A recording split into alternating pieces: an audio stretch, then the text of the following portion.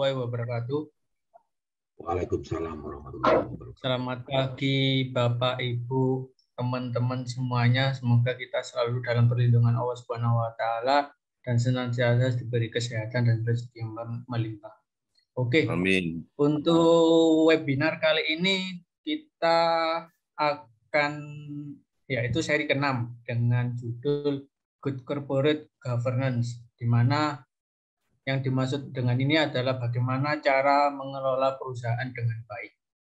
Nah, kebetulan pemateri kali ini langsung dari Pak Wahyu P. Kuswanda, di mana beliau juga sudah cukup kenyang berkaitan dengan tata kelola perusahaan supaya bisa menjadi lebih baik lagi. Nah, untuk mempersingkat waktu biar kita dapat mencerna materi-materinya dengan baik, mungkin langsung saya persilakan Pak Wahyu untuk memberikan pemaparan terkait dengan Good Corporate Governance.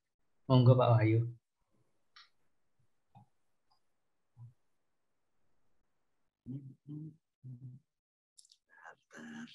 Share screen, share.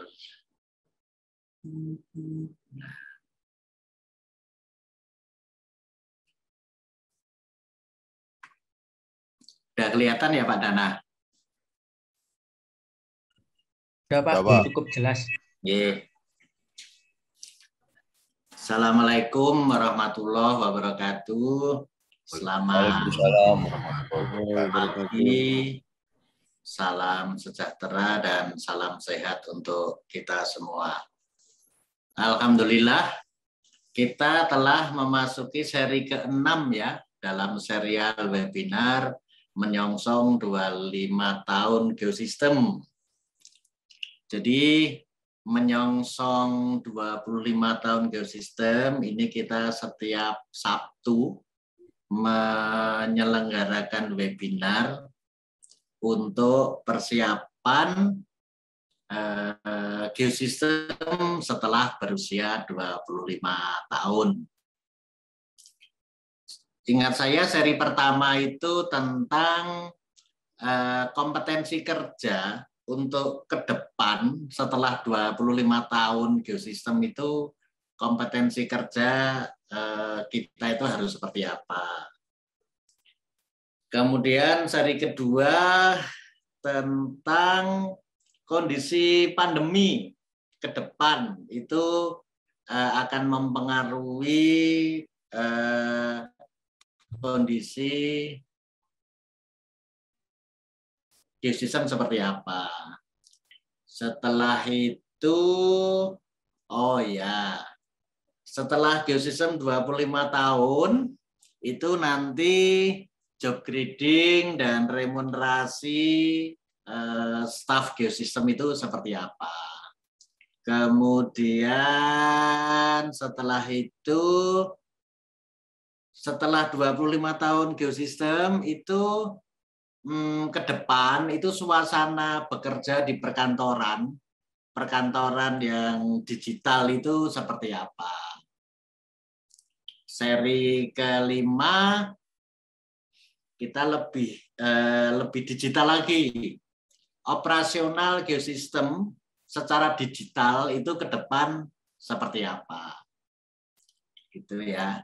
Dan hari ini judulnya tentang Good Corporate Governance setelah geosistem berusia 25 tahun itu seperti apa.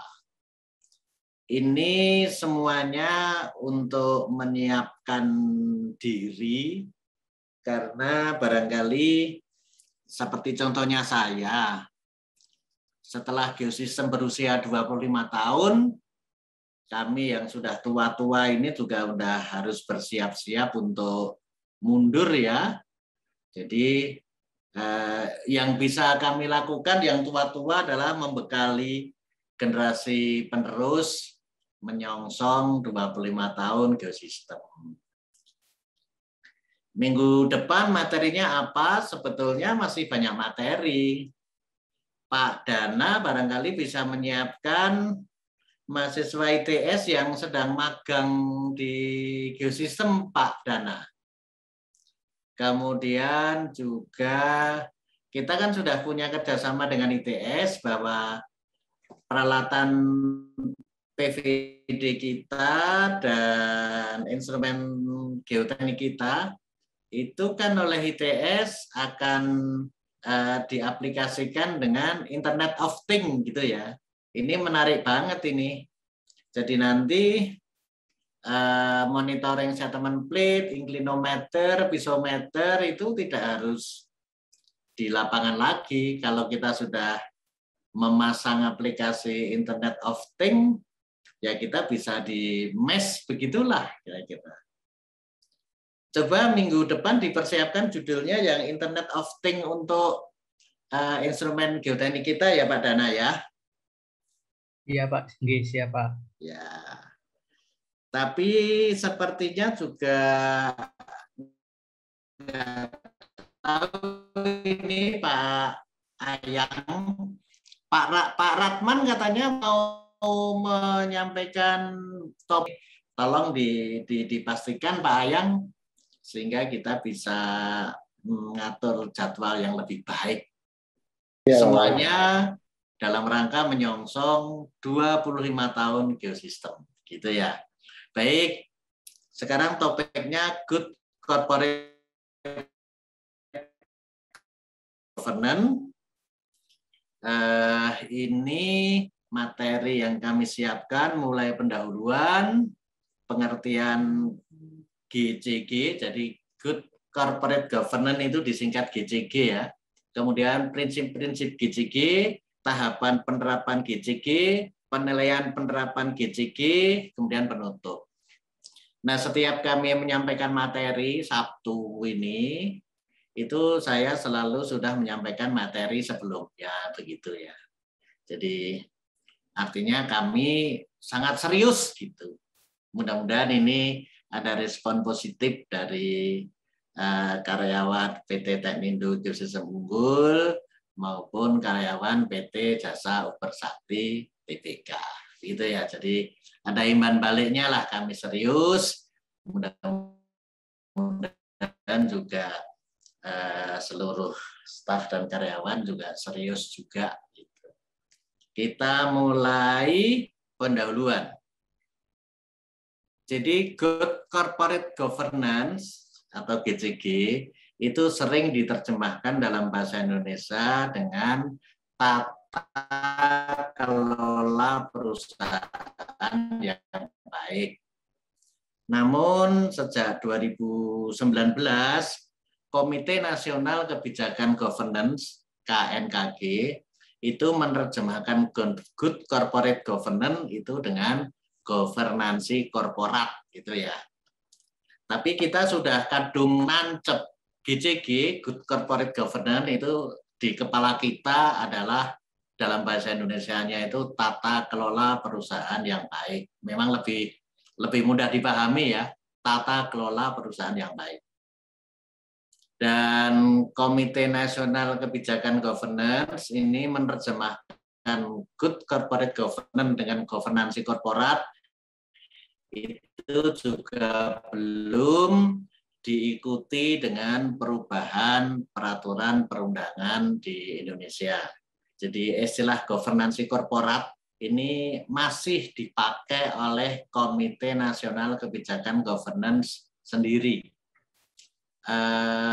OJK, Otoritas Jasa Keuangan, yang banyak membuat peraturan tentang GCG ini masih menggunakan istilah tata kelola perusahaan yang baik. Nah, GCG ini sejarah lahirnya itu tahun 80-an ya di Amerika. Ketika banyak perusahaan besar di Amerika itu yang marak dengan skandal sehingga menimbulkan reaksi para pemegang saham, kemudian dibuat konsep Good Corporate Governance itu untuk menjamin dan mengamankan hak-hak para pemegang saham perusahaan-perusahaan besar di Amerika Serikat tersebut tahun 80-an ya. Jadi dari sini kita sebetulnya sudah punya bayangan.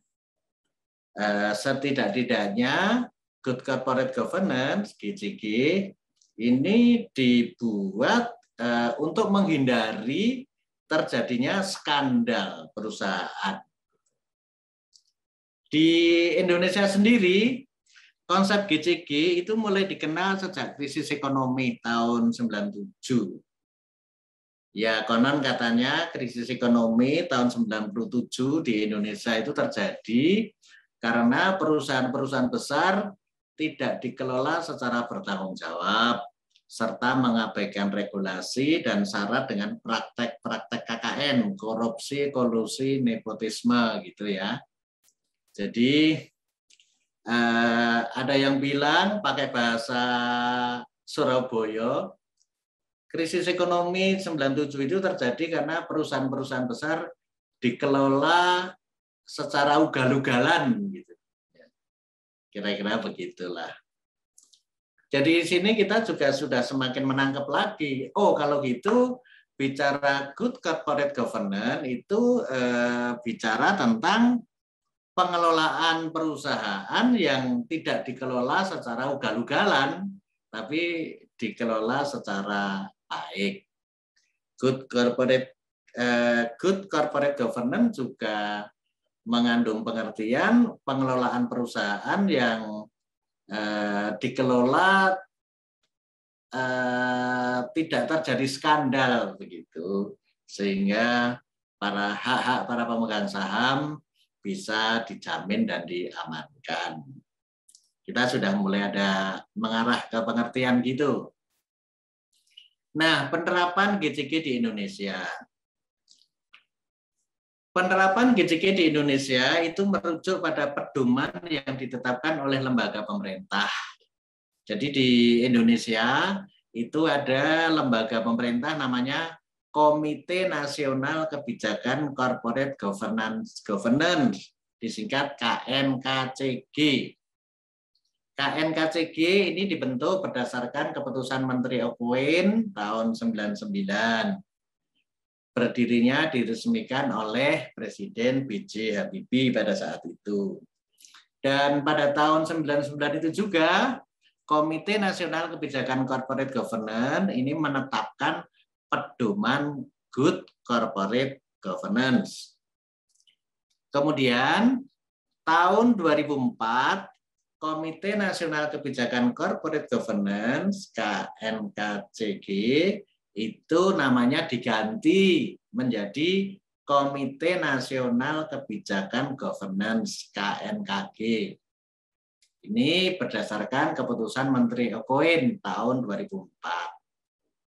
2 tahun kemudian di 2006 Komite Nasional Kebijakan Governance ini menetapkan pedoman umum Good Corporate Governance Indonesia. Itu. Pedoman umum Good Corporate Governance Indonesia ini gampang diperoleh, banyak di browsing, di Google, di googling itu ketemu. Nah, ini yang paling update ya, paling terakhir. Tahun 2019, Komite Nasional Kebijakan Governance KNKG menerbitkan Pedoman Umum Governansi Korporat Indonesia (PUGKI) menggantikan Pedoman Umum GCG tahun 2006. Dan Pedoman Umum Governansi Korporat Indonesia tahun 2019 ini sudah disahkan oleh Menko Perekonomian RI pada bulan Oktober 2019. Jadi bicara GCG di Indonesia, yang paling update, paling terbaru, pedomannya adalah Pedoman Umum Governansi Korporat Indonesia. Kemudian kita masuk ke pengertian Good Corporate Governance.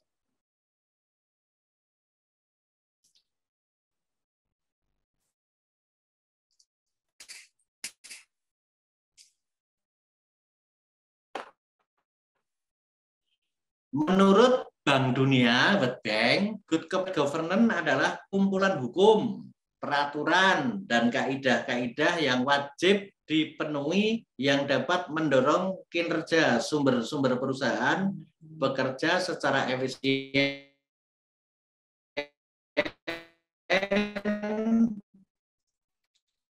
menghasilkan nilai yang para pemegang saham maupun masyarakat sekitar secara keseluruhan.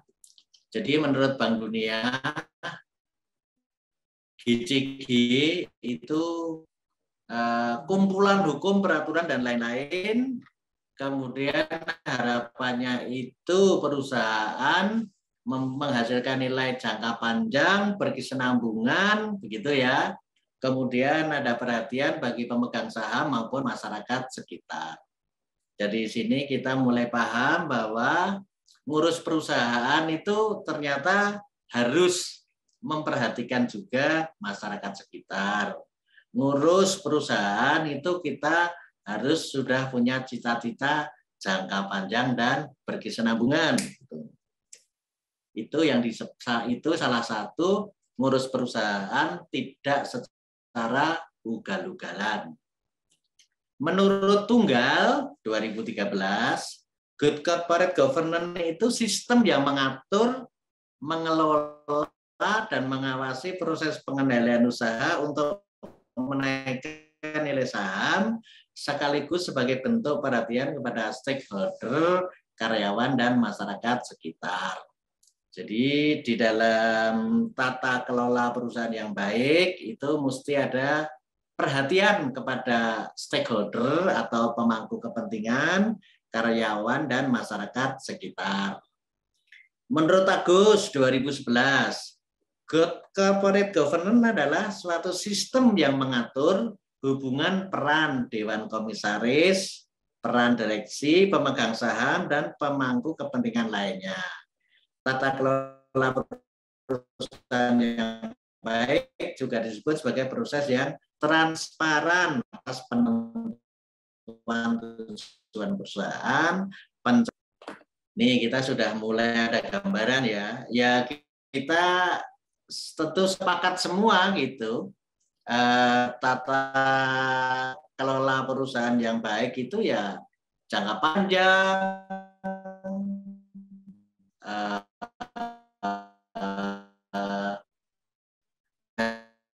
masyarakat sekitar. Nah ini masih ada pengertian GTG yang lain. Menurut Gus Mastuti 2008, good corporate governance merupakan sistem tata kelola yang diselenggarakan dengan mempertimbangkan semua faktor yang mempengaruhi proses institusional, termasuk faktor-faktor yang berkaitan dengan regulator. Jadi menurut Gus Mastuti, ini yang saya tebal ini regulator. Artinya tata kelola perusahaan yang baik itu yang patuh kepada regulasi, kepada peraturan, kepada ketentuan peraturan perundang-undangan yang berlaku. Nah, menurut Tutedi, governance adalah suatu proses dan struktur. Sekali lagi, proses dan struktur yang digunakan oleh organ perusahaan, yang dimaksud organ perusahaan adalah pemegang saham, komisaris, dewan pengawas, dan direksi, untuk meningkatkan keberhasilan usaha dan akuntabilitas perusahaan guna mewujudkan nilai pemegang saham dalam jangka panjang dan tetap memperhatikan kepentingan stakeholder lainnya berlandaskan peraturan perundang-undangan dan nilai etika. Jadi menurut Sutedi, tata kelola perusahaan yang baik itu suatu proses dan struktur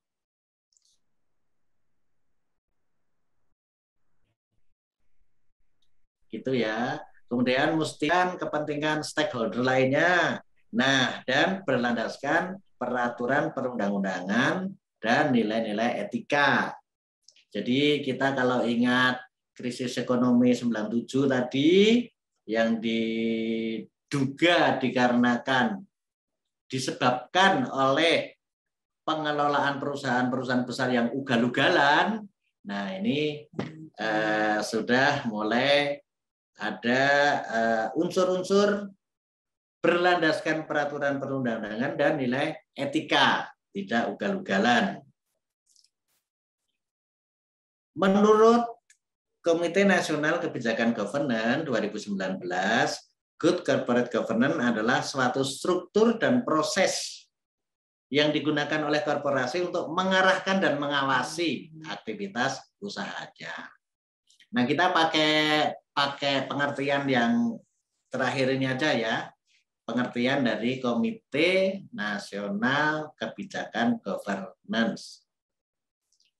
Sekali lagi, menurut KNKG, Good Corporate Governance adalah suatu struktur dan proses yang digunakan oleh korporasi untuk mengarahkan dan mengawasi aktivitas usahanya.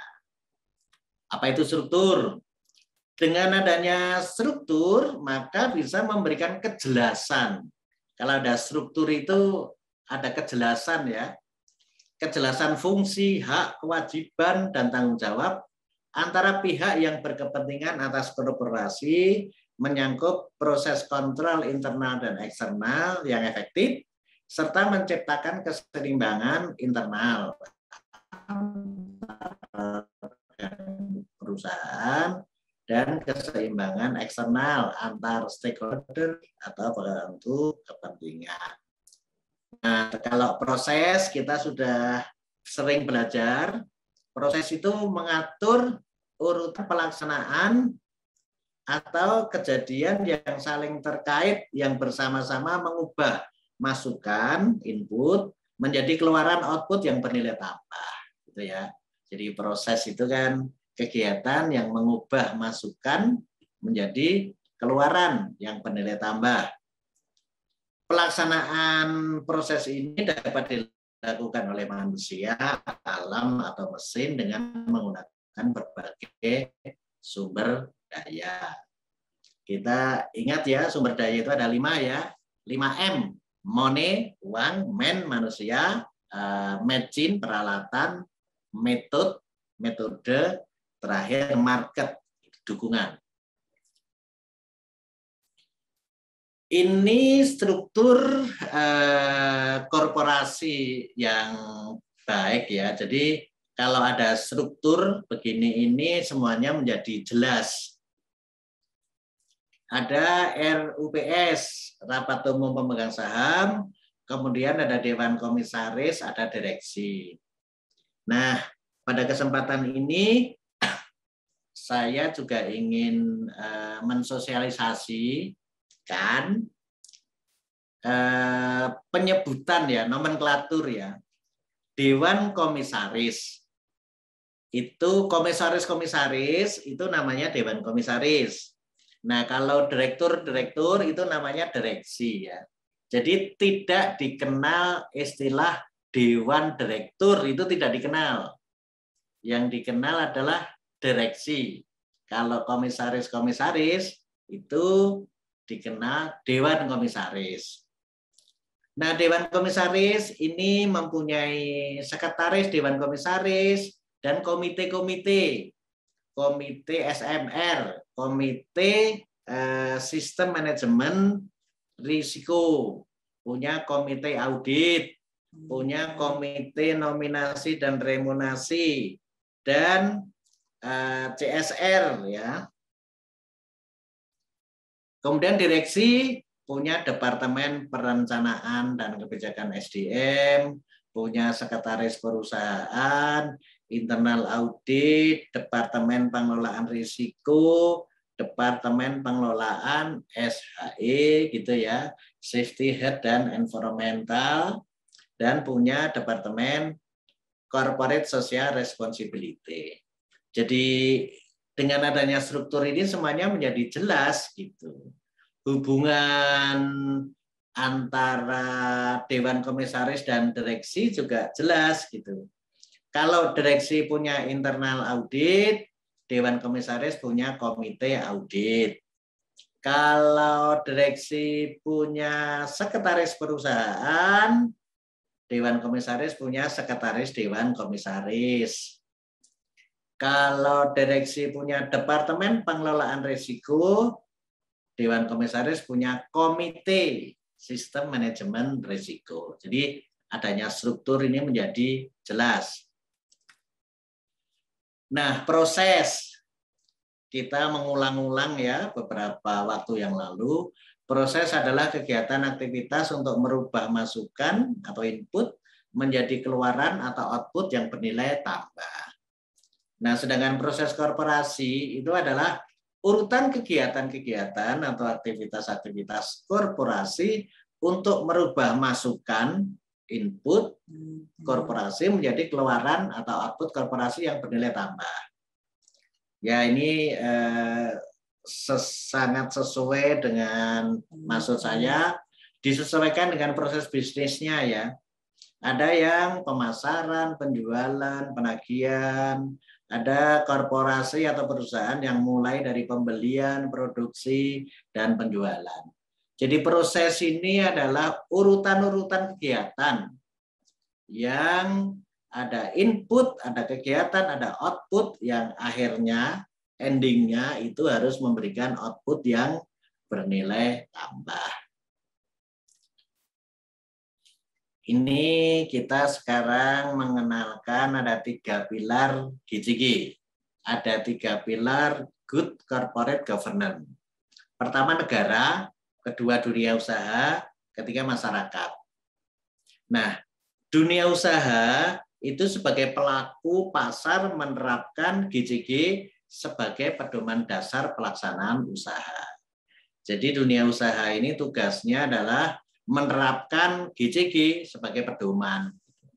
Negara dan perangkatnya tugasnya menciptakan peraturan perundang-undangan yang menunjang iklim usaha yang sehat, efisien, dan transparan, melaksanakan peraturan perundang-undangan dan penegakan hukum secara konsisten law enforcement. Masyarakat itu juga merupakan salah satu pilar GCG yang penting. Karena masyarakat itu sebagai pengguna produk dan jasa dari dunia usaha, serta pihak yang terkena dampak dari keberadaan perusahaan, harus menunjukkan kepedulian dan melakukan kontrol sosial control secara objektif dan bertanggung jawab. Gitu ya. Jadi negara bikin peraturan dan menegakkan hukum, dunia usaha yang menjalani, masyarakat yang mengawasi. Kira-kira begitu 3 pilar GCG itu. Nah, sekarang kita bicara lingkup GCG, lingkup Good Corporate Governance. Jadi corporate governance itu ada arti sempit dan arti luas ya. Kalau yang arti sempit itu ya hanya organ korporasi atau organ perusahaan saja, RUPS, Rapat Umum Pemegang Saham, Dewan Komisaris, dan direksi. Nah, direksi ini kan yang disebut corporate management itu ya direksi ke bawah, ada manajer-manajer, ada kabak-kabak, ada kasih-kasih, dan ada karyawan. Itu corporate management. Jadi corporate governance dalam arti luas itu ya ini di perusahaan ada RUPS, Dewan Komisaris, direksi. Direksi punya bawahan, manajer-manajer, kasih-kasih, dan karyawan. Nah, di luar perusahaan ada pemerintah sebagai regulator, ada supplier, pemasok, ada masyarakat, ada pelanggan atau customer, ada kreditur, dan kelompok lainnya. Jadi, ngurus perusahaan agar tata kelolanya baik, itu kita mesti memperhatikan seluruh kotak ini, tidak hanya memperhatikan karyawan saja, tidak hanya memperhatikan komisarisnya saja, tapi juga harus ada perhatian ke pemasok, ke pelanggan, ke masyarakat, dan juga ke pemerintah. Lanjut. Nah, stakeholder. stakeholder itu pemangku kepentingan, itu ada dua, eksternal dan internal. Kalau pemangku kepentingan di dalam perusahaan atau di dalam korporasi, itu ada employee, karyawan, ada manajer, ada owner. Owner itu pemegang saham, pemilik perusahaan. Sementara di eksternal perusahaan, yang ikut berkepentingan, pemangku kepentingan, stakeholder itu supplier, society, government, pemerintah ya, kreditor, shareholder, dan customer, klien. Ini terus coba kita jelaskan singkat. Pemangku kepentingan, pelanggan itu punya hak atas produk dari kita yang berkualitas. Kemudian pelanggan juga punya hak atas harga yang layak. Ini kalau Pak Ade ikut protes ini ya. Sekarang itu harga kita itu tidak layak, tapi bukan karena kemahalan, karena kemurahan ya Pak Ade ya. Masyarakat itu punya hak perlindungan dari kejahatan bisnis. Masyarakat juga punya punya hak untuk menikmati dampak positif keberadaan perusahaan. Jadi kita kalau ada perusahaan itu mestinya masyarakat menikmati dampak positif dari keberadaan kita. Kemudian pekerja itu perlu jaminan keamanan dalam bekerja dan perlu jaminan keselamatan. Pemegang saham perlu jaminan keamanan dan keselamatan bekerja. Juga pemegang saham itu perlu perlakuan adil yang non-diskriminasi. Jadi pemegang saham itu ada dua ya. Pemegang saham mayoritas dan pemegang saham minoritas.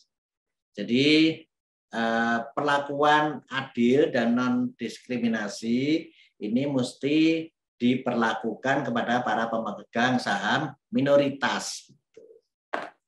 Kemudian lingkungan juga berhak atas harga saham yang layak dan pembagian dividen dari keuntungan saham. Pemerintah itu juga mesti mendapatkan laporan atas pemenuhan ketentuan peraturan perundang-undangan yang sudah kita lakukan. LSM ini juga termasuk stakeholder ini, pemangku kepentingan, untuk fungsi kontrol terhadap peraturan perundang-undangan dan komitmen perusahaan. Ini LSM yang baik ya. Kemudian kita masuk prinsip-prinsip good corporate governance. Yang paling populer good corporate governance itu prinsipnya adalah tarif. Apa itu tarif? T-nya transparansi atau keterbukaan. A-nya accountability atau akuntabilitas. R-nya responsibility atau pertanggungjawaban, I-nya independensi atau kemandirian, dan F-nya fairness atau kewajaran. Jadi tata kelola perusahaan yang baik itu prinsipnya adalah ini, tarif, transparansi, accountability, responsibility, independensi, dan fairness. Sekarang kita bahas satu persatu secara singkat saja. Transparansi, yaitu keterbukaan dalam mengemukakan informasi yang material dan relevan, serta keterbukaan dalam melaksanakan proses pengambilan keputusan. Jadi pengambilan keputusan itu juga harus transparan ya dalam tata kelola perusahaan yang baik. Perusahaan dituntut untuk menyediakan informasi yang cukup, akurat, tepat waktu kepada segenap stakeholder-nya. Kita tahu ya, stakeholder ada internal dan eksternal. Informasi yang diungkapkan antara lain keadaan keuangan, kinerja keuangan, kepemilikan, dan pengelolaan perusahaan. Keterbukaan dilakukan agar pemegang saham dan orang lain mengetahui keadaan perusahaan sehingga nilai pemegang saham dapat ditingkatkan. Sekarang accountability, yaitu kejelasan fungsi dan pelaksanaan pertanggungjawaban organ perusahaan sehingga pengelolaannya berjalan secara efektif. Bila prinsip accountability ini diterapkan secara efektif, maka perusahaan akan terhindar dari agensi problem, benturan kepentingan peran. Ini sering terjadi ya, benturan kepentingan peran. Ini sering terjadi pada perusahaan-perusahaan yang tidak menerapkan tata kelola perusahaan yang baik. Perusahaan harus dapat mempertanggungjawabkan kinerjanya secara transparan dan wajar. Untuk itu perusahaan harus dikelola secara benar, terukur, dan sesuai dengan kepentingan perusahaan dengan tetap memperhitungkan kepentingan pemegang saham dan pemangku kepentingan lainnya. Jadi berpikirnya itu harus holistik gitu ya. Juga harus memikirkan kepentingan pemegang saham dan pemangku kepentingan lainnya. Kita tadi udah bahas pemangku kepentingan atau stakeholder itu ada internal, ada eksternal.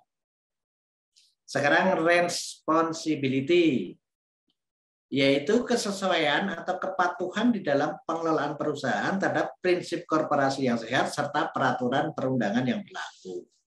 Jadi bicara tentang tata kelola perusahaan yang baik itu selalu bicaranya adalah kepatuhan terhadap peraturan perundangan yang berlaku. Peraturan yang berlaku termasuk yang berkaitan dengan masalah pajak, hubungan industrial, perlindungan lingkungan hidup, kesehatan atau keselamatan kerja, standar penggajian, dan persaingan yang sehat. Nah, pada kesempatan ini saya pesan ke Pak Ersa ya. Pak Ersa itu satu-satunya sarjana hukum di geosistem. Jadi tolong ini dipelajari ini peraturan perusahaan yang menyangkut pajak, hubungan industrial, perlindungan lingkungan hidup, kesehatan dan keselamatan kerja, standar penggajian, dan persaingan yang sehat. Nah ini saya titip ini tidak mungkin akan dibaca dan dipelajari oleh seluruh staf dan karyawan. Ya yang sarjana hukum aja lah nanti terus mensosialisasikan ke kita semua. Para pengelola wajib memberikan pertanggungjawaban atas semua tindakan dalam mengelola perusahaan kepada para pemangku kepentingan sebagai wujud kepercayaan yang diberikan kepadanya.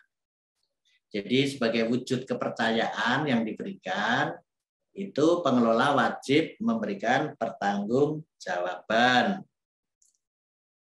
Sekarang I, tadi kan tarif ya, transparansi, accountability, responsibility. Sekarang I, independensi, yaitu kemandirian. Suatu keadaan di mana perusahaan dikelola secara profesional tanpa benturan kepentingan dan pengaruh tekanan dari pihak manapun yang tidak sesuai dengan peraturan perundang-undangan yang berlaku dan prinsip-prinsip korporasi yang sehat. Jadi kita mesti lurus ya, kita tidak boleh diinterferensi. Ya, kita harus tetap lurus sesuai dengan peraturan perundang-undangan yang berlaku. Perusahaan dikelola secara profesional tanpa benturan kepentingan dan pengaruh atau tekanan dari pihak manapun yang tidak sesuai dengan peraturan perundang-undangan yang berlaku dan prinsip-prinsip korporasi yang sehat. Oke. Terakhir, F, fairness, yaitu keadilan dan kesetaraan dalam memenuhi hak-hak stakeholder yang timbul berdasarkan perjanjian dan peraturan perundang-undangan yang berlaku. Sekali lagi ya, stakeholder itu tadi ada internal, ada eksternal ya. Yang di dalam termasuk stakeholder internal, termasuk karyawan, yang stakeholder eksternal itu termasuk pemasok dan lain-lain. Itu kita mesti adil dan setara dalam memenuhi hak-hak stakeholder. Fairness diharapkan membuat seluruh aset perusahaan dikelola secara baik dan prudent, hati-hati, sehingga muncul perlindungan kepentingan pemegang saham secara fair, jujur, dan adil. Perusahaan harus senantiasa memperhatikan kepentingan pemegang saham, pemangku kepentingan lainnya, dan semua orang yang terlibat di dalamnya berdasarkan prinsip-prinsip kesetaraan dan kewajaran. Nah, sekarang ini menurut Pedoman Umum Governansi Korporat Indonesia tahun 2019, ini ada 10 prinsip governansi korporat. Ini kepada bapak-bapak, ibu-ibu, saya minta maaf ya. Materinya ini banyak membaca, gitu ya. Jadi sangat sedikit, bahkan nggak ada gambarnya. Ini membaca terus. Karena ini menyangkut pedoman, jadi ya kita membaca sajalah. 10 prinsip governansi korporat. Pertama, hak pemegang saham, rapat umum pemegang saham, dan hak para pemangku kepentingan kunci lainnya. Nomor 2, peran dan tanggung jawab direksi dan dewan komisaris. Nomor 3, komposisi dan kompensasi direksi dan dewan komisaris. 4, kerjasama antara direksi dan dewan komisaris. 5, peningkatan kualitas anggota direksi dan dewan komisaris. 6, investor institusional, pasar modal dan perantara lainnya. 7, perilaku etis. 8, governansi, risiko dan kepatuhan. 9, pengungkapan dan transparansi. 10, kepatuhan terhadap peraturan perundang-undangan yang berlaku. 10 prinsip ini bisa kita bagi dua. Prinsip 1 sampai 6 itu prinsip-prinsip yang mengatur organ penyelenggaraan governansi korporat.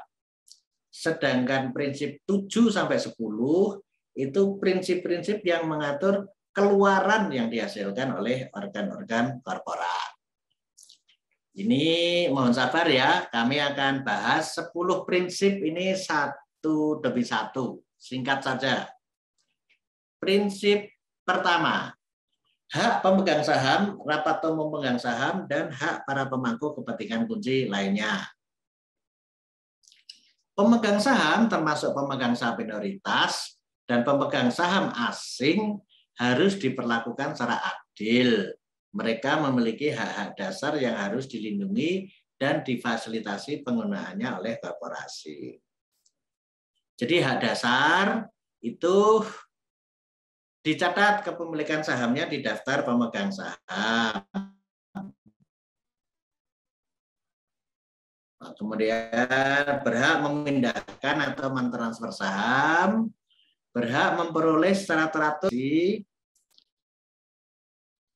berhak berpartisipasi dan memberikan suara dalam RUPS, berhak memilih dan memberhentikan anggota dewan komisaris dan direksi, dan berhak memperoleh bagian laba korporasi. E dan F itu dilaksanakan melalui RUPS, rapat umum pemegang saham. Yang begini-begini ini saya cepat aja. Hak pemegang saham, hak untuk menyetujui atau berpartisipasi dalam pengambilan keputusan, perubahan anggaran dasar, perubahan struktur permodalan, pelaksanaan transaksi luar, misalnya merger atau penggabungan usaha atau likuidasi. Hak partisipasi pemegang saham dalam RUPS, hak memberikan suara, hak memperoleh informasi tentang aturan RUPS, hak memperoleh perlakuan yang sama dari korporasi. Nah, sekarang rapat umum pemegang saham atau RUPS. RUPS adalah organ korporasi yang memiliki wewenang yang tidak diserahkan kepada direksi atau dewan komisaris.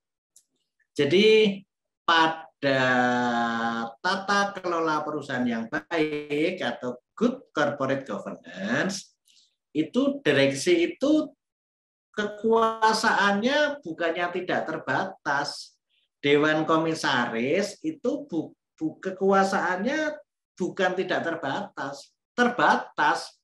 Kekuasaan direksi dan Dewan Komisaris itu terbatas karena ada wewenang yang tidak dimiliki direksi dan Dewan Komisaris, tetapi wewenang itu dimiliki oleh organ korporasi yang bernama RUPS, Rapat Umum Pemegang Saham. RUPS merupakan wadah para pemegang saham untuk mengambil keputusan, terutama menerima atau menolak laporan pertanggungjawaban direksi atau Dewan Komisaris. Jadi laporan pertanggungjawaban direksi atau Dewan Komisaris itu bukannya selalu benar, bukannya tidak ada yang mengontrol, tapi itu bisa diterima atau ditolak oleh RUPS. RUPS juga mengangkat dan memperhatikan anggota direksi dan Dewan Komisaris, menetapkan remunerasi anggota direksi dan Dewan Komisaris. Jadi remunerasi atau gaji anggota direksi dan Dewan Komisaris itu tidak ditentukan sendiri ya. Remunerasi anggota Dewan Direksi dan Dewan Komisaris itu yang menetapkan adalah Rapat Umum Pemegang Saham. Ini perlu saya sampaikan untuk memberi gambaran aja sih, direksi dan Dewan Komisaris itu makhluk apa sih, gitu, kira-kira begitu. Kemudian menunjuk akuntan independen. RUPS itu untuk menunjuk akuntan independen. Masuk prinsip 2, peran dan tanggung jawab direksi dan Dewan Komisaris. Direksi dan Dewan Komisaris adalah dewan yang setara, namun memiliki fungsi yang berbeda dan masing-masing bertanggung jawab kepada RUPS. Nah, dari sini kita punya wawasan ya. Direksi dan Dewan Komisaris itu setara, tapi fungsinya berbeda. Jadi bukan komisaris itu atasannya direksi, bukan. Direksi dan Dewan Komisaris adalah setara, namun memiliki fungsi yang berbeda. Pak PYD masih ikut ya? Mana masih, insya Allah masih Pak. Nah, jadi komisaris itu bukan atasannya direksi Pak PYD ya. Ya, siap Pak, siap Pak. Direksi dan komisaris itu setara Pak, namun memiliki fungsi yang berbeda. Check and balance dapat tercipta bila mana direksi dan Dewan Komisaris masing-masing menjalankan perannya secara optimal. Nanti di belakang akan diuraikan rinci. Direksi itu tugasnya untuk di pengelolaannya, sedangkan komisaris itu di pengawasannya dan memberi nasihat. Gitu. Organisasi yang berada di bawah direksi dan Dewan Komisaris menjalankan tugas dan tanggung jawabnya masing-masing sesuai dengan fungsi organnya. Sekarang diuraikan satu-satu ya. Direksi.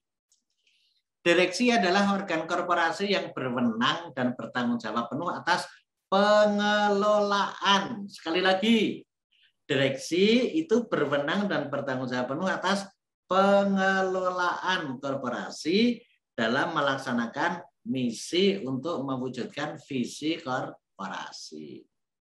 Nah, dalam hal ini berarti yang namanya direksi itu juga harus tahu visi korporasi atau visi perusahaan itu apa sih? Karena pengelolaan korporasi atau pengelolaan perusahaan itu semata-mata adalah melaksanakan misi untuk mewujudkan visi begitu. Nah, sekarang peran dan tanggung jawab utama direksi merumuskan visi dan misi korporasi. Nah, ini ya. Jadi visi dan misi perusahaan, visi dan misi korporasi itu tanggung jawabnya direksi. Kemudian menyusun strategi usaha dan menerjemahkannya menjadi rencana laba jangka panjang dan jangka pendek. Kemudian mengelola korporasi untuk kepentingan korporasi, bukan untuk kepentingan pribadi. Kemudian memastikan adanya pengelolaan dan pengendalian risiko yang tepat. Mendesain dan mengimplementasikan sistem pengendalian internal. Itu peran dan tugas tanggung jawab utama dari direksi. Ditambah memastikan kepatuhan terhadap seluruh peraturan perundang-undangan yang berlaku. Wah, ini jadi direksi itu punya peran dan punya tanggung jawab ngasih contoh untuk mematuhi seluruh peraturan perundang-undangan yang berlaku. Kemudian memastikan dipenuhinya tanggung jawab sosial korporasi, gitu ya. Corporate Social Responsibility atau CSR. Jadi CSR ini tanggung jawabnya direksi. Kemudian profil direksi. Direksi bisa terdiri dari satu orang direktur. Direksi yang lebih dari satu orang, salah seorang menjadi direktur utama atau presiden direktur. Jadi istilah presiden direktur itu bukan istilah yang dibuat-buat ya, itu istilah resmi ya, direktur utama atau presiden direktur. Kedudukan direktur adalah setara. Gitu. Pak BYD masih ya. Kedudukan direktur adalah setara. Siap, Pak. Insya Allah masih, Pak. Nah, jadi Bapak itu setara dengan Pak Heru, Pak, karena sama-sama direktur.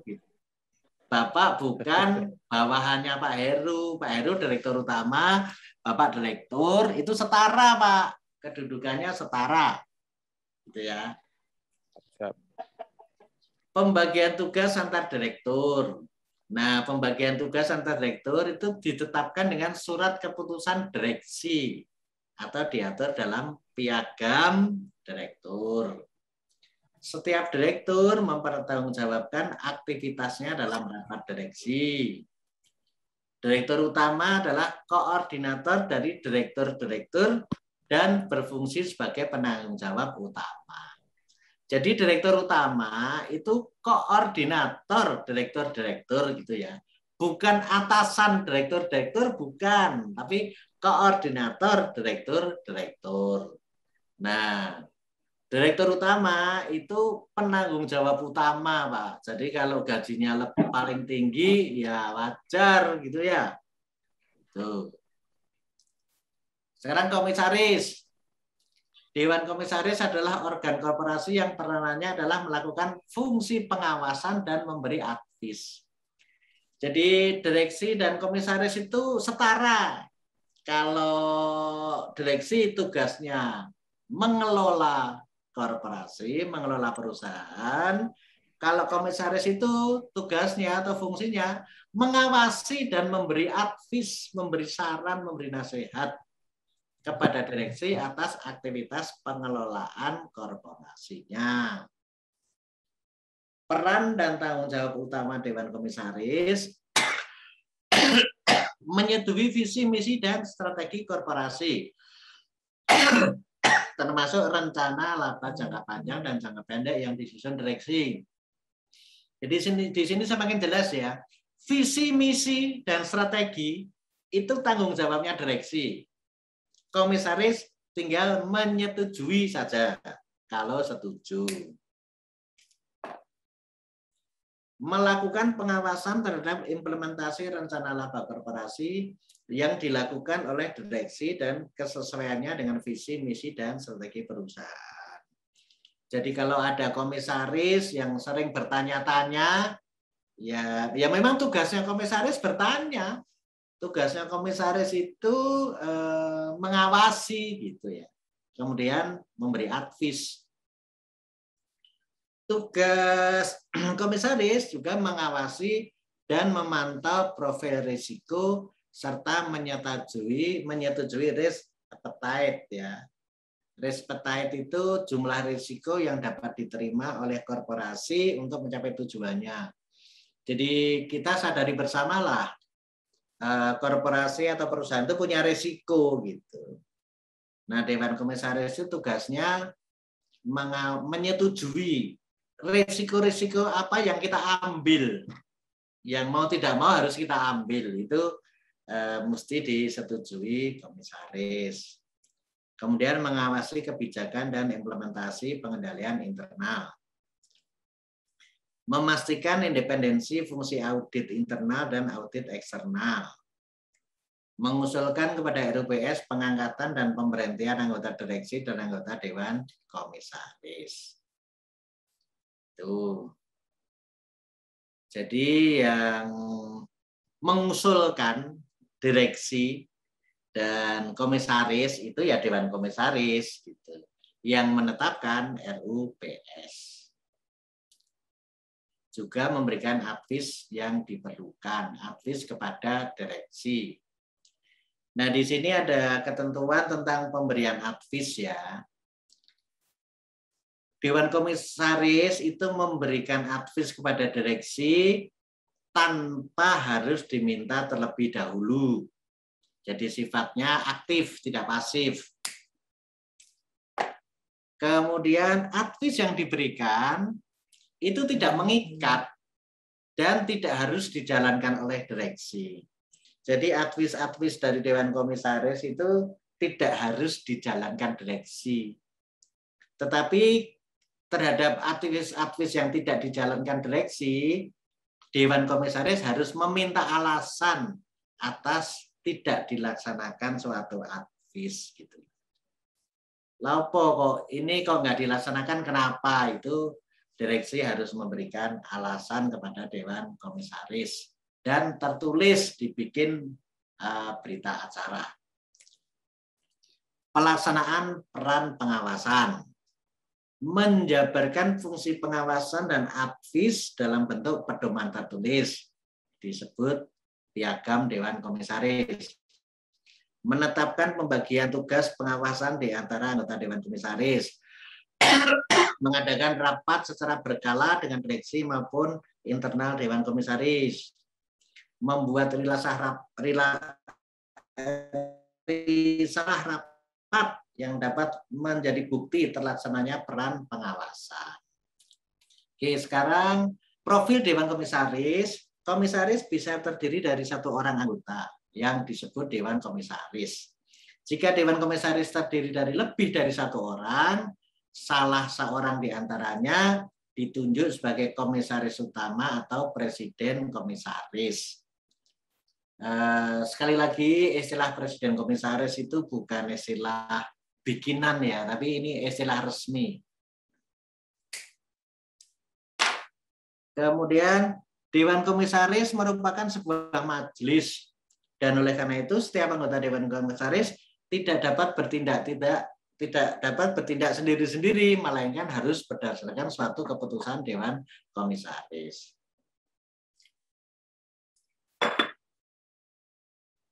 Komisaris utama memiliki kedudukan yang setara dengan anggota-anggota lainnya dan dengan demikian tidak dapat mengambil keputusan sendiri. Ini perlu dibahas ya. Jadi kedudukan komisaris itu setara. Komisaris utama itu setara dengan komisaris yang lainnya. Dan dengan demikian tidak dapat mengambil keputusan sendiri. Komisaris itu kalau ngambil keputusan harus bersama-sama atas nama Dewan Komisaris. Jadi tidak ada keputusan komisaris utama itu enggak ada. Yang ada adalah keputusan Dewan Komisaris. Gitu. Jadi komisaris itu melakukan keputusan harus selalu bersama-sama. Berbeda dengan direksi. Direksi itu ada keputusan direktur utama, ada keputusan direktur operasional gitu. Tapi kalau komisaris harus keputusan Dewan Komisaris ditandatangani bareng gitu ya. Dewan Komisaris tidak boleh ngambil keputusan sendiri-sendiri. Harus bersama-sama. Nah, komisaris utama itu pada hakikatnya hanya merupakan koordinator saja dari Dewan Komisaris. Dewan Komisaris tidak boleh melakukan kegiatan yang sifatnya operasional. Yang operasional itu tugasnya direksi. Kemudian keanggotaannya. Walaupun seluruh anggota Dewan Komisaris diharapkan untuk bersikap dan bertindak independen, namun secara hukum anggota Dewan Komisaris dibedakan menjadi anggota Dewan Komisaris biasa, ada yang anggota Dewan Komisaris utusan, ada yang anggota Dewan Komisaris independen. Kalau di PT Jasa Bersatu Tbk, komisaris independennya adalah Bapak Supardi. Komisaris independen itu tidak punya saham, gitu ya, betul-betul independen. Kalau komisaris utusan itu biasanya adalah utusan dari perusahaan pemegang saham yang dominan. Komite pengawasan. Komite pengawasan. Jadi Dewan Komisaris dalam melaksanakan fungsinya dapat membentuk komite-komite.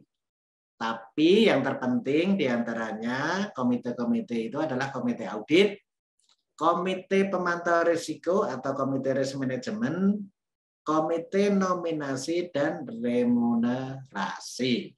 Tuh ya. Sekarang prinsip 3, komposisi dan kompensasi direksi dan Dewan Komisaris. Komposisi direksi dan Dewan Komisaris terdiri para direktur dan anggota Dewan Komisaris yang memiliki pengetahuan, kemampuan, dan keahlian yang dibutuhkan untuk memenuhi secara tepat peran pengelolaan direksi dan pengawasan Dewan Komisaris. Jadi komposisi direksi dan Dewan Komisaris ini pokoknya direksi itu adalah orang-orang yang ahli dalam hal pengelolaan, sementara komisaris ini orang-orang yang ahli dalam hal pengawasan. Total remunerasi direksi dan Dewan Komisaris harus diungkapkan. Gitu, ya. Oke. Prinsip 4, kerjasama antara direksi dan Dewan Komisaris. Ini kan sering jadi salah kaprah ya. Tadi udah dijelaskan Dewan Komisaris itu atasannya direksi, bukan ya, bukan. Direksi itu setara dengan Dewan Komisaris, direksi itu di pengelolaan, komisaris itu di pengawasan. Jadi dalam prinsip 4 ini, direksi dan Dewan Komisaris bekerja sama erat bagi kepentingan korporasi, terutama dalam hal perumusan dan pengesahan visi, misi, strategi korporasi, termasuk di dalamnya rencana laba korporasi. Ini direksi dan Dewan Komisaris mesti kompak, gitu ya, bekerja sama erat, membahas secara terbuka aktivitas pengelolaan oleh direksi yang merupakan implementasi dari yang disebutkan di atas dalam rapat gabungan berkala. Jadi direksi dan Dewan Komisaris harus bekerja erat demi kepentingan korporasi begitu, dan harus sering melaksanakan rapat gabungan berkala. Kita udah lama nggak rapat ya Pak PYD ya, pandemi. Prinsip 5. Peningkatan kualitas anggota direksi dan Dewan Komisaris. Nah, ini saya concern banget ini ya. Jadi direksi dan Dewan Komisaris itu bukannya orang-orang yang sudah mentok ilmunya, tapi tetap perlu dilakukan peningkatan kualitas anggota. Caranya gimana?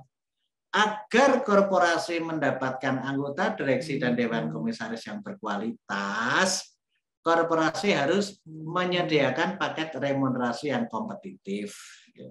Ini bahasa kasarnya itu gajinya harus besar, gitulah. Biar dapat direksi dan Dewan Komisaris yang berkualitas itu harus disediakan paket remunerasi yang kompetitif, menerapkan suatu proses seleksi dan orientasi yang efektif bagi anggota baru, serta menyiapkan pelatihan dan pendidikan berkelanjutan. Ini yang ketiga, ini sering bahwa nek wis rumangsa dewan komisaris, wis rumangsa direksi itu terus tidak perlu pelatihan. Oh, salah besar itu. Justru dewan komisaris dan direksi itu mesti sering banyak ikut pelatihan dan pendidikan berkelanjutan agar diperoleh peningkatan kualitas anggota direksi dan dewan komisaris. Prinsip 6, investor institusional, pasar modal, dan perantara lainnya.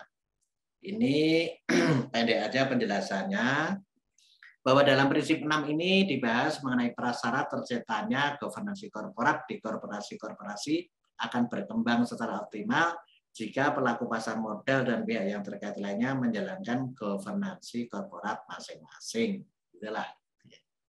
Prinsip 7, perilaku etis. Korporasi memastikan perilaku etis dari setiap insan korporasi melalui antara lain pedoman perilaku dan etika usaha. Jadi perusahaan itu mestinya punya pedoman perilaku dan etika usaha yang merupakan pernyataan tentang komitmen korporasi untuk mematuhi peraturan perundang-undangan yang berlaku dan bertindak secara etis serta bertanggung jawab. Kemudian di dalam prinsip ke-7 perilaku etis ini juga perusahaan atau korporasi harus mempunyai sistem pelaporan pelanggaran, whistleblowing system.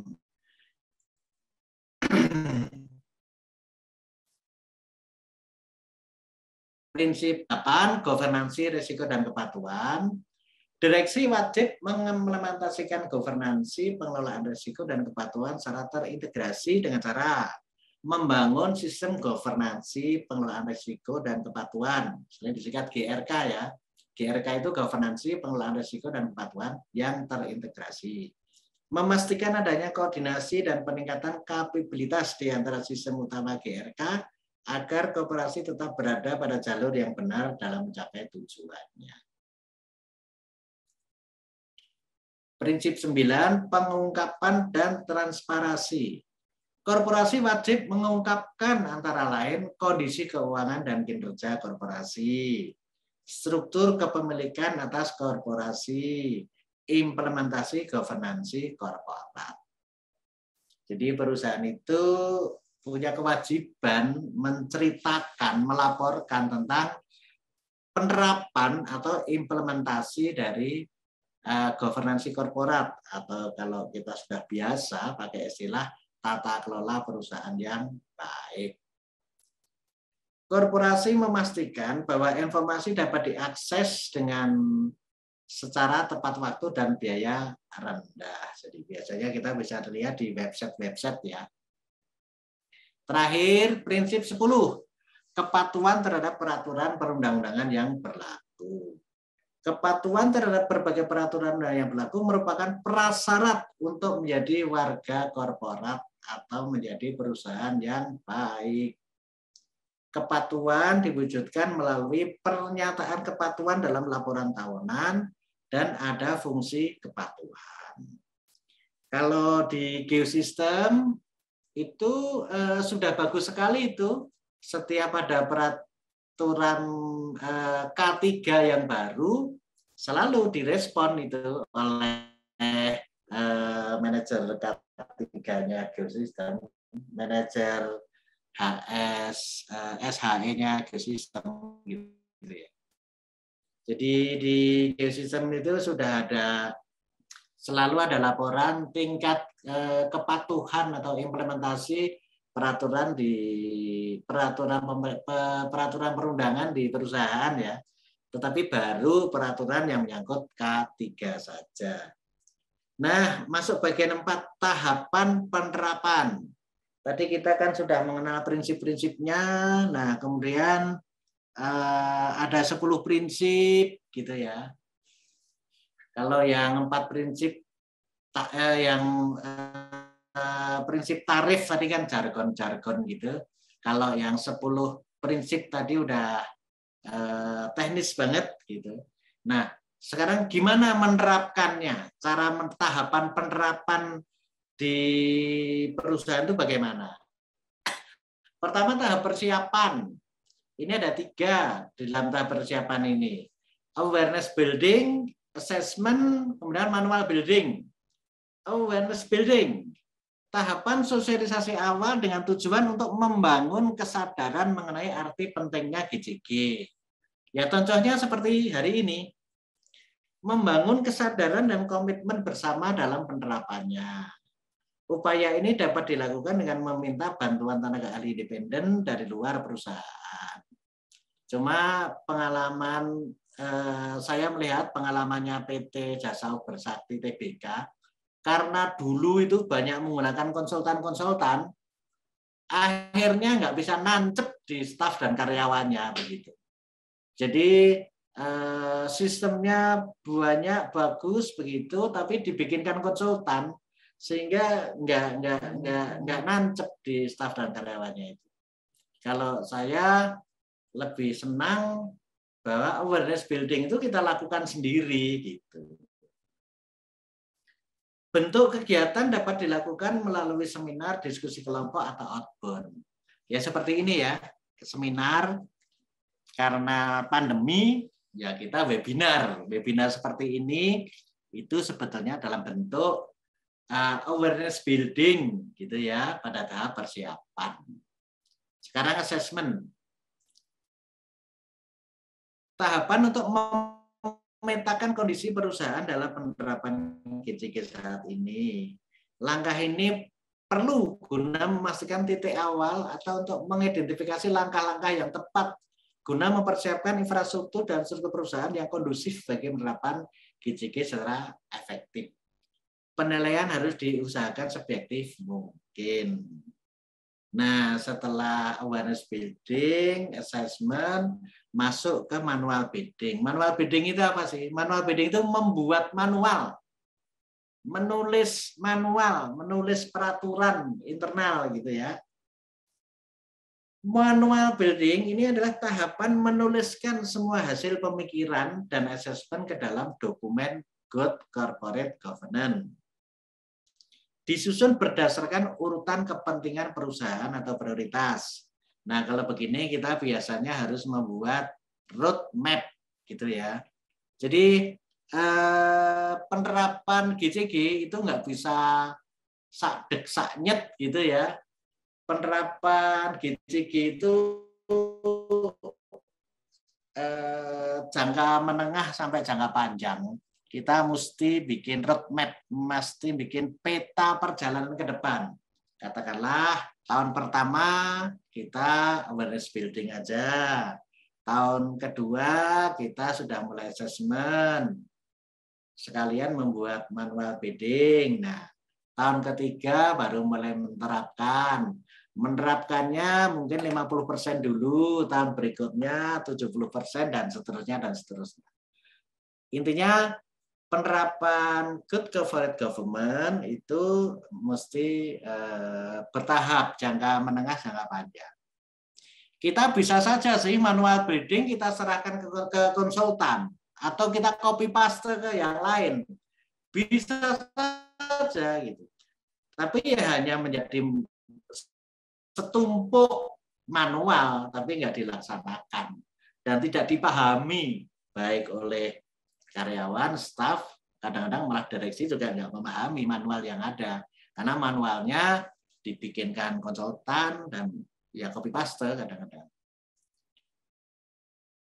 Nah, kalau udah selesai manual building itu dicetak hard copy dan elektronik dalam bentuk manual. Setelah itu masuk ke tahap penerapan. Penerapannya pun jangka menengah sampai jangka panjang. Karena perlu sosialisasi, perlu implementasi, dan perlu internalisasi. Sosialisasi itu tahapan untuk memperkenalkan kepada seluruh perusahaan tentang berbagai aspek yang terkait dengan implementasi GCG di dalam perusahaan.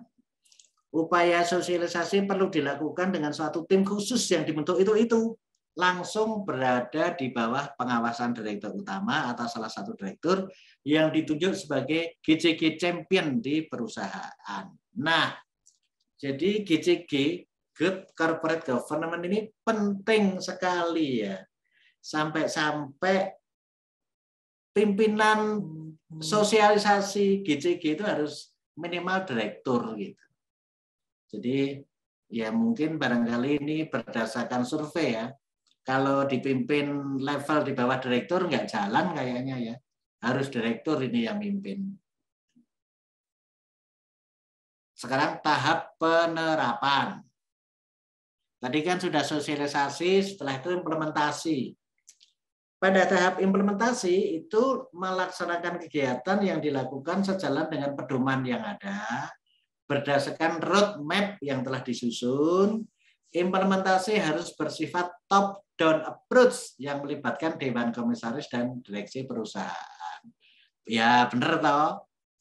Menerapkan GCG, mengimplementasikan GCG di perusahaan itu sifatnya top-down. Dari atas ke bawah. Top-down approach. Gitu ya. Jadi pendekatannya itu dari atas ke bawah. Dan harus melibatkan Dewan Komisaris dan Direksi. Gitu. Nah, kalau Dewan Komisaris dan Direksinya nggak jalan, GCG ya tidak akan pernah jalan di perusahaan. Implementasi hendaknya menyangkut pula upaya manajemen perubahan, change management ya, guna mengawal proses perubahan yang ditimbulkan oleh implementasi GCG. Kemudian dibuat jargon perubahan sebagai penyemangat. Nah, internalisasi itu tahap jangka panjang dalam implementasi. Internalisasi menyangkut upaya-upaya untuk memperkenalkan GCG di dalam seluruh proses bisnis perusahaan melalui berbagai prosedur operasi, sistem kerja, dan berbagai peraturan perusahaan. Dengan upaya ini dapat dipastikan bahwa penerapan GCG bukan sekedar di permukaan atau sekedar suatu kepatuhan yang bersifat superficial, tapi benar-benar tercermin dalam seluruh aktivitas perusahaan. Ini kita kan sering melihat manualnya, pedomannya lengkap, tapi ya tidak diimplementasi, apalagi diinternalisasi. Nah, setelah itu semuanya tidak kalah penting adalah kontrol, tahap evaluasi. Tahap evaluasi adalah tahap yang perlu dilakukan secara teratur dari waktu ke waktu untuk mengukur sejauh mana efektivitas penerapan GCG. Evaluasi bisa dilakukan mandiri, self-assessment. Evaluasi juga bisa dengan meminta pihak independen melakukan audit implementasi dan scoring atas praktek GCG yang ada. Baik. Kita masuk ke 5, penilaian penerapan. Jadi tadi sudah kita sampaikan, dalam penerapan GCG ini kita bisa melakukan penilaian sendiri ya. Dan sebetulnya banyak sih metode penilaian. Bahkan kami juga sudah punya formula. Kita bisa menilai diri sendiri, perusahaan kita itu sudah menerapkan GCG dengan nilai berapa. Kita bisa menilai sendiri. Tetapi pada kesempatan yang pendek ini saya hanya ingin menyampaikan metode penilaian berdasarkan otoritas jasa keuangan. Ini ada 5 aspek, 8 prinsip, dan 25 rekomendasi dalam evaluasi penerapan tata kelola perusahaan yang baik. Tadi katanya ada 10 prinsip, kok ini ada 8 prinsip. Nah, ini ceritanya. Jadi pedoman yang kita buat tadi itu sudah pedoman yang terbaru tahun 2019 itu ada 10 prinsip. Nah, OJK ini masih menggunakan pedoman tahun 2006. Jadi masih ada 8 prinsip gitu ya. 5 aspek, 8 prinsip, 25 rekomendasi. Aspek pertama, hubungan perusahaan terbuka dengan pemegang saham. Hubungan perusahaan terbuka dengan pemegang saham dalam menjamin hak pemegang saham. Itu prinsipnya meningkatkan nilai penyelenggara rapat umum pemegang saham. Direkomendasikan perusahaan terbuka memiliki cara atau prosedur teknik pengumpulan suara voting baik secara terbuka maupun tertutup yang mengedepankan independensi dan kepentingan pemegang saham. Ini rekomendasinya ini. Nah, kita sudah bisa menjalankan belum gitu. Bapak-bapak, ibu-ibu yang sudah menerima laporan tahunannya PT Jasa Bersakti Tbk, di halaman terakhir itu kita melakukan penilaian sendiri terhadap penerapan GCG ini. Jadi kalau perusahaan terbuka memiliki cara atau prosedur teknis pengumpulan suara voting baik secara terbuka maupun tertutup yang mengedepankan independensi dan kepentingan pemegang saham, PT Jasa Bersakti Tbk sudah menjalankan begitu. Seluruh anggota direksi dan anggota Dewan Komisaris perusahaan terbuka hadir dalam RUPS tahunan sudah dijalankan gitu. Itu di laporan tahunan PT Jasa Bersakti di halaman-halaman terakhir ada seperti itu. Ringkasan risalah RUPS tersedia dalam situs web perusahaan terbuka paling sedikit selama 1 tahun. Sudah dijalankan. Nggak percaya? Buka websitenya PTDU. Itu ada ringkasan risalah RUPS. Prinsip yang kedua, meningkatkan kualitas komunikasi perusahaan terbuka dengan pemegang saham atau investor. Rekomendasinya adalah perusahaan terbuka memiliki suatu kebijakan komunikasi dengan pemegang saham atau investor. Sudah dijalankan. Perusahaan terbuka mengungkapkan kebijakan komunikasi perusahaan terbuka dengan pemegang saham atau investor dalam situs web. Sudah dijalankan. Nggak percaya? Buka websitenya PTDU. Aspek kedua, fungsi dan peran Dewan Komisaris. Prinsipnya memperkuat keanggotaan dan komposisi Dewan Komisaris. Rekomendasinya, penentuan jumlah anggota Dewan Komisaris mempertimbangkan kondisi perusahaan terbuka. Sudah dijalankan. Ada 3 komisaris. Penentuan komposisi anggota Dewan Komisaris memperhatikan keberagaman keahlian, pengetahuan, dan pengalaman yang dibutuhkan. Sudah dijalankan. Komisaris independen kita mantan Direktur PT Adikarya, gitu ya. Kemudian prinsip keempat, meningkatkan kualitas pelaksanaan tugas dan tanggung jawab Dewan Komisaris. Rekomendasinya, Dewan Komisaris mempunyai kebijakan penilaian sendiri untuk menilai kinerja Dewan Komisaris. Sudah dijalankan. Kebijakan penilaian sendiri secara asesmen untuk menilai kinerja Dewan Komisaris diungkapkan melalui laporan tahunan perusahaan terbuka. Sudah dijalankan. Rekomendasi yang lain, Dewan Komisaris mempunyai kebijakan terkait pengunduran diri anggota Dewan Komisaris apabila terlibat dalam kejahatan. Belum pernah ada kejahatan tuh. Tapi mempunyai kebijakan gitu ya. Dewan Komisaris atau komite yang menjalankan fungsi nominasi dan nominasi menyusun kebijakan suksesi dalam proses nominasi anggota direksi. Sudah dijalankan. Sekarang aspek ketiga, fungsi dan peran direksi. Itu prinsip yang kelima, memperkuat keanggotaan dan komposisi direksi. Rekomendasi pertama, penentuan jumlah anggota direksi mempertimbangkan kondisi perusahaan terbuka serta efektivitas dalam pengambilan keputusan. Sudah dijalankan. Direktur operasionalnya orang-orang yang sudah puluhan tahun berpengalaman, direktur keuangannya orang yang sudah puluhan tahun berkecimpung di dalam keuangan, gitu ya kira-kira. Penentuan komposisi anggota direksi mempertimbangkan keberagaman keahlian, pengetahuan, dan pengalaman yang dibutuhkan. Sudah dijalankan. Direktur keuangannya orang keuangan, direktur operasional, orang insinyur teknik sipil, begitu ya, sudah dijalankan. Anggota direksi yang membawai bidang akuntansi atau keuangan memiliki keahlian dan atau pengetahuan di bidang akuntansi sudah dijalankan. Gitu. Prinsip 6, meningkatkan kualitas pelaksanaan tugas dan tanggung jawab direksi. Rekomendasinya adalah direksi mempunyai kebijakan penilaian sendiri, sudah dijalankan. Kebijakan penilaian sendiri untuk menilai kinerja direksi diungkapkan melalui laporan tahunan, sudah dijalankan.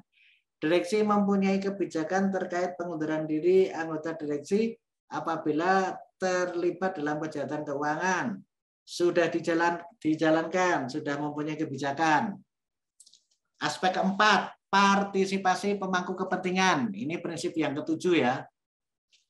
Meningkatkan aspek tata kelola perusahaan melalui partisipasi pemangku kepentingan. Rekomendasinya, perusahaan terbuka memiliki kebijakan untuk mencegah terjadi insider trading. Dijalankan, mempunyai kebijakan. Perusahaan terbuka memiliki kebijakan anti korupsi dan anti fraud. Sudah dijalankan. Perusahaan terbuka memiliki kebijakan tentang seleksi dan peningkatan kemampuan pemasok atau vendor gitu ya. Saya ulangi ya, ini biar Bapak-bapak Ibu dengar. Jadi yang direkomendasikan adalah perusahaan terbuka itu harus mempunyai kebijakan tentang seleksi dan peningkatan kemampuan pemasok atau vendor. Sudah dijalankan. Perusahaan terbuka memiliki kebijakan tentang pemenuhan hak-hak kreditur.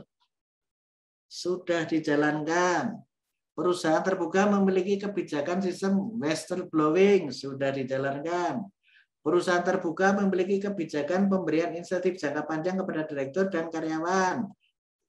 Ini kan memiliki kebijakan ya, sudah dijalankan, sudah memiliki kebijakan. Gitu.